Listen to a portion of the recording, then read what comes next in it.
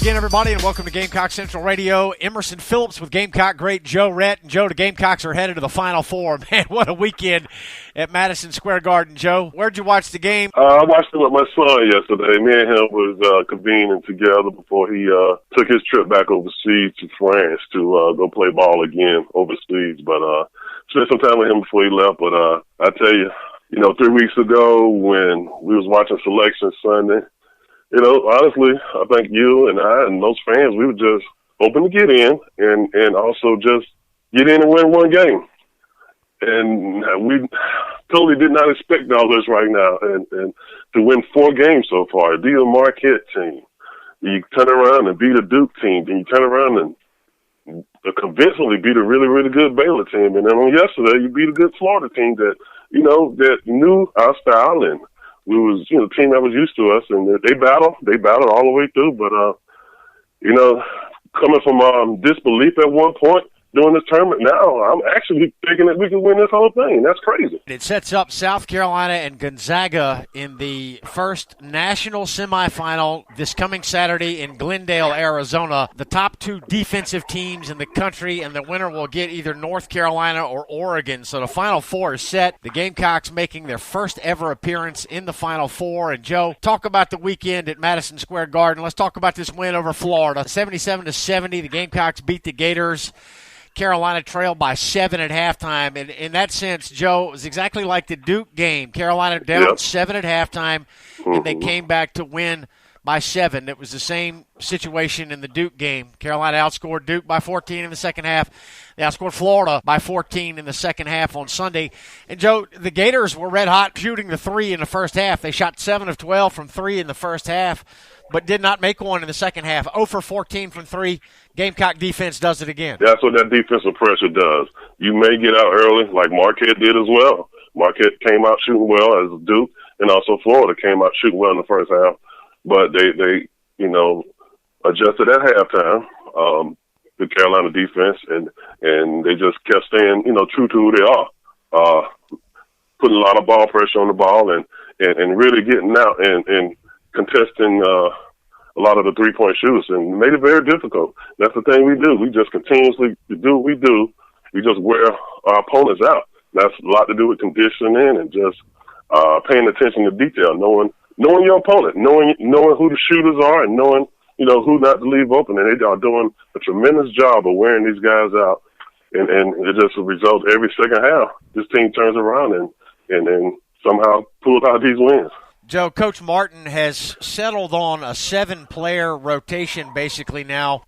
Chris Silva, Mike Kotsar, P.J. Dozier, Dwayne Notice, and Sindarius Thornwell getting the most minutes, and it's Felder and Justin Mackey coming off the bench, and spot duty, at least yesterday, for C.D. Keita and Hassani Gravett. But 3 minutes for Keita, 2 for Gravett. Primarily, it's those first 7 that I mentioned. And, the bench is not very deep, but the first 5 has been so good throughout this tournament, not only defensively. South Carolina right now, number 2 in the nation in defensive efficiency, and Gonzaga's number 1, and it'll be South Carolina-Gonzaga coming up Saturday in the semifinals. But Carolina's shooting the ball much better in this tournament run than they have all year. And what better time to do it? we discussed on air all year about how many times we went in drought shooting so bad. And we was always saying that somehow we got to get all these guys clicking together and give us Sindarius some help, because we know what he's going to do. And now the balls are starting to go in the hole. They're getting defensive turnovers, and they're getting easy baskets. You're getting some very good play yesterday from Mike Kotsar. He left some on the rim, but he missed some layups yesterday, but he still came out with a big 12 points and a big basket, I think, with like 2 to 3 minutes left in the game when he shot that jump shot when Sindarius came down with a steal. Yeah. And that put us up 4 at that time, and we kept rolling ever since. So it's a total team effort from everybody, the coaching, just the fans. It's just a great time. I mean, absolutely a great time to be a Gamecock right now. Man, what a finish yesterday. This game was tied at 63, and the Gamecocks closed the game on a 14-7 run. They just took it over in the last three or 4 minutes. So the Gamecocks are headed to the Final Four in Glendale, Arizona. We've got a 6:09 p.m. tip for South Carolina and Gonzaga. Gonzaga, number 1 seed, winners of the West Regional. And, a lot of folks figured they would get this far, Joe. This is their 20th NCAA tournament appearance, but their first ever trip to the Final Four. Same with South Carolina. So either Mark Few, the head coach of Gonzaga, or Frank Martin, the Gamecocks head coach, will make his first appearance in the national championship game next Monday night. But, Joe, let's stay at Madison Square Garden, at least for the time being here, before we take a closer look at Gonzaga and the Final Four. Okay. Talk about the scene there. The Gamecock Nation kind of took over the building this weekend, and it was a decidedly pro-South Carolina crowd yesterday. And, to see the Gamecocks cut down the nets in the basketball capital of the world. We saw Justin Mackey running up into the stands to find his father, BJ, the all-time scorer in Gamecock history. Just some incredible moments, Joe. They're just hard to put into words, how they make you feel. How'd they make you feel? Because this is all new. This is new to all of them, except for Frank. He hasn't been to the Final Four, but he has definitely NCAA experience. You think about the starting lineup that we got. We were kind of young. Outside of Sanders that's starting in Dwayne, everybody else is Silver and PJ sophomores, and you got a freshman in Mike Coatsar. So you got guys out there kind of not knowing what to do, but taking advantage of the opportunity. So I give Frank them a lot of credit for keeping these guys engaged, keeping their head in it. Because last week they got so much notoriety. Feel like everybody's jumping on the bandwagon now because team that never done it, been in this position before. So for him to keep these guys engaged and keeping them ready to come out and play each game because they are so young. Outside, like I said, outside Sanders and those guys, you got to give them a lot of credit for just continuing to play hard and pulling out these wins every night. Let me give you the final numbers from the Elite Eight victory. South Carolina now 26-10 on the year and headed to the Final Four. Sindarius Thornwell, 36 minutes, 26 points on 8 of 13 shooting. He was 1 of 4 from 3 and 9 of 10 at the foul line. 7 rebounds, 2 steals, and 1 assist for Sindarius Thornwell. Joe, he picked up a couple of fouls and had to go to the bench late in the first half. Coach Martin actually left him in for a little while with the 2 fouls, but he came out, and that's when Florida opened up that 7-point lead before halftime. Yes, he did. When you see your leader go out, because I'm going to say bad calls, but he had 2 fouls. I thought Frank was going to trust him a little bit because that's your senior, that's your guy. Yeah. But, certain games, certain situations, things happen, but hey, give it up to Sindarius, man. He wound up being the MOP of the Eastern region. His legacy is still not finished. He's climbing up the ladder of all-time great. I think he's 3rd now, all-time scoring. So this kid is really, really, not increasing his legacy here at South Carolina, but he's making a lot of money right now with the NBA and all that. He was his marketability definitely has been increased by the performance he's been displaying here in the NCAA tournament. P.J. Dozier, another outstanding game. Joe, 17 points on 7 of 11 shooting. One of the best, field goal percentage games that P.J. has had. 3 for 3 at the foul line. A lot of Gamecock fans happy to see that. He's had his struggles at the line this year. Only missed 4 shots, and 2 of them were 3-pointers. He had 3 rebounds, an assist, a steal, a block, and 36 minutes of action. And, Joe, I don't want to get too far ahead of ourselves here, but I have heard some speculation that P.J. is going to go in the first round of the NBA draft, and this may be his last year at South Carolina. Is it too early to comment on that? I know the season's not over. We don't want to talk about this yet, but that's what I'm starting to hear. Have you heard the same thing? Yes, I've been hearing that from early this year. Okay. The NBA is very high on him. Yeah.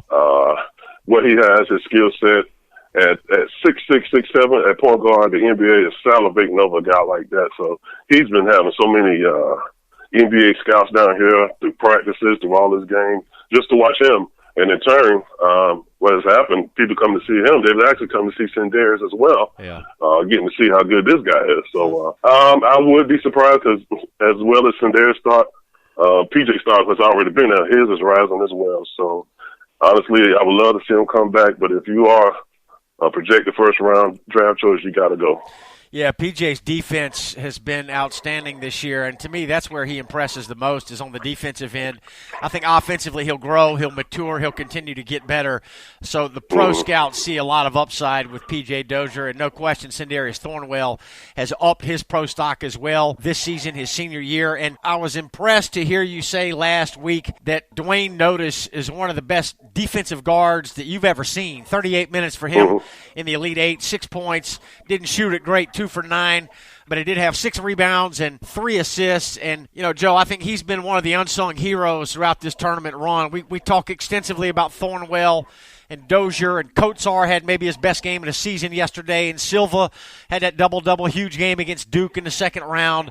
But Notice, to me, has been the unsung hero of this run. He has, especially on the defensive end. Yeah. When each team has the toughest point guard, whoever's the point or the two, he normally picks that guy up, and that's his assignment. And he jumps on these guys as soon as they get off the bus.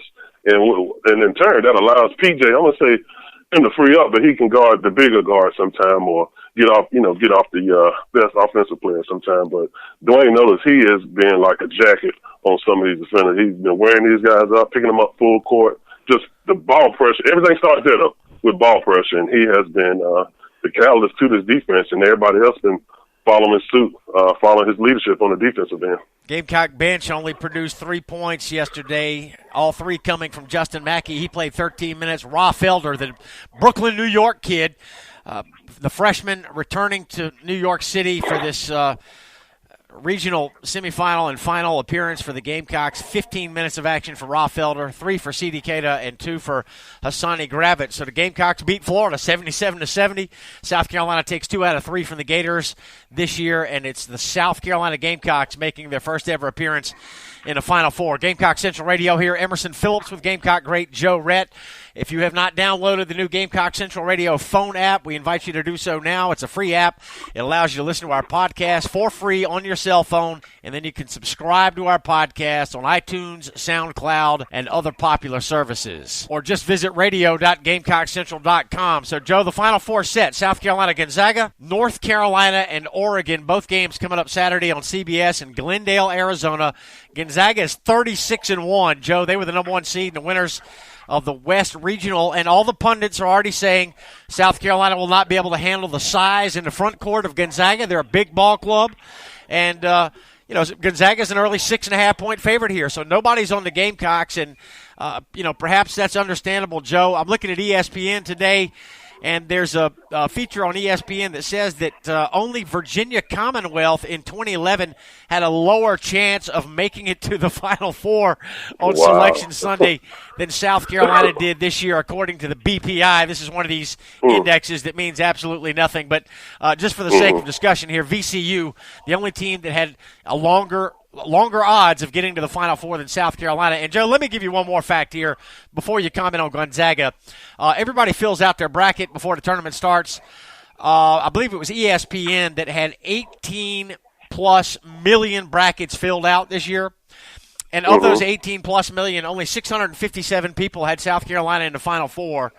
And I don't know how many of those 657 only filled out one bracket. I imagine the vast majority of those people filled out 25 brackets, and they had all kind of combinations. They had to. And they had to be South Carolina fans. But think about that. There's no way in the world that someone could actually really believe that when the brackets first came out. There's no possible way. Just amazing, Joe. What an incredible ride. And I was talking with somebody earlier today. I'm 47 years old, Joe. I was born in 1970, and I've spent my whole life hearing about Frank McGuire's Gamecocks. And I think from this day forward, we've started a new chapter, and it's going to be Frank Martin's Gamecocks moving forward. And you know how hard is that to overcome? It's been so many years since Frank McGuire retired from the University of South Carolina. I had the privilege of when George Felton was here. Well, he was my coach. I've had several conversations with Frank McGuire because him and Coach Felton was really, really close, and his legacy has been there forever. And had a lot of great coaches come through: George Felton, Eddie Fogler, Dave Odom, so on and so on. But Frank Martin has taken his team to heights that we've never been before. We don't have a lot of great players, a lot of great teams, but to get to this point where Frank Martin has taken us has never been there. So you're right. I remember when Frank first came, they compared the two Franks, their names. So we was hoping that he can somewhat duplicate it, but he right now has exceeded some of the Frank McGuire. And we hope to continue that. We don't want this to be a one-hit wonder. We want to hopefully we can progress on that as far as recruiting, getting more players in here, and we want to keep this thing going every year. Of course, it's very, very hard to win every year. But to get in the dance, we want to be in the dance every year from now on. So the Gamecocks in the hunt for the national championship in basketball here, and very few people could have predicted this. Joe, we saw Darius Rucker crying in the stands at Madison Square Garden yesterday when the Gamecocks won that game against Florida. We heard Gamecock fans start the "We want Zion" chant, referring to Zion Williamson, one of the top junior high school players in the country. So it's just amazing how basketball has taken this state over and this fan base.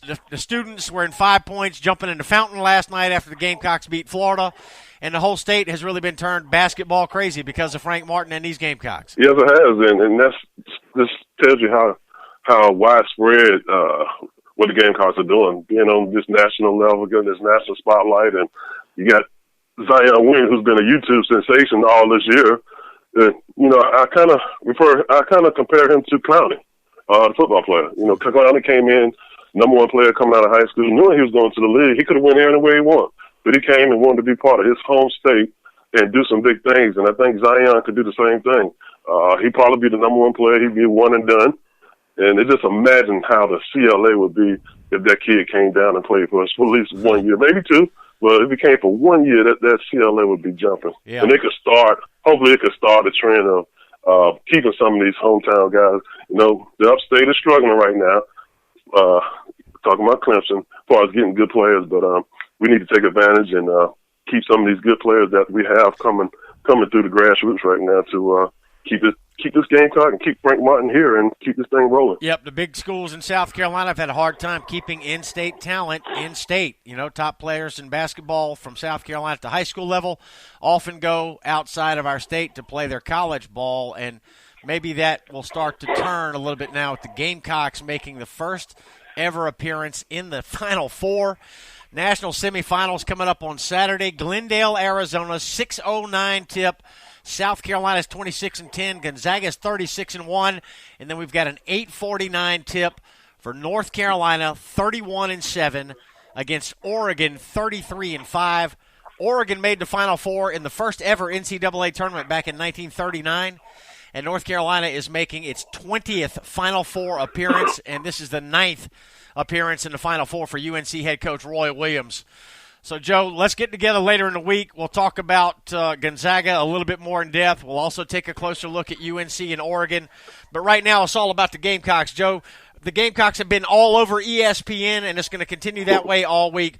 What great promotion and publicity for the University of South Carolina. Absolutely, and he's just a good bunch of kids that are representing the university. Obviously, Frank Martin is doing a great job of being the ambassador for this basketball team. God, I almost felt like Darius myself yesterday after that big win, You just can't help it. You're witnessing something that we never seen before, and being a part of it and seeing the fans and all the former players and just everybody embracing this moment. It just makes it feel good because we're not used to this in April. This time of year, what we're usually talking about, spring football and baseball. We had never been in this position, so hopefully we can continue this and root on for the Lady G's tonight to get into the Final Four as well. Yeah, unbelievable. The Gamecock women play Monday night this week. Tonight, we're recording here on Monday, and Gamecock women play in California at 6 minutes after 9 o'clock tonight for a chance to go to the Final Four, and both the Gamecock men and women would be there. It's just hard to wrap your brain around that, man. What an unbelievable year it's been. Joe, I tried to think of something profound to say on today's show, but there's really nothing that can be said, man. The results speak for themselves. Gamecocks in the Final Four. Say it out loud. Gamecocks in the Final Four. We're going to Phoenix, baby. Joe, I appreciate you. Always great talking Gamecock hoops. And we're not done yet, my man. We're going to get together later in the week, talk Final Four. Thank you, man. I absolutely look forward to breaking down Gonzaga with you, my man. Talk to you later. Thank you. That's Joe Rhett, and I'm Emerson Phillips. This is Gamecock Central Radio. Back later in the week to talk Final Four here on GCR.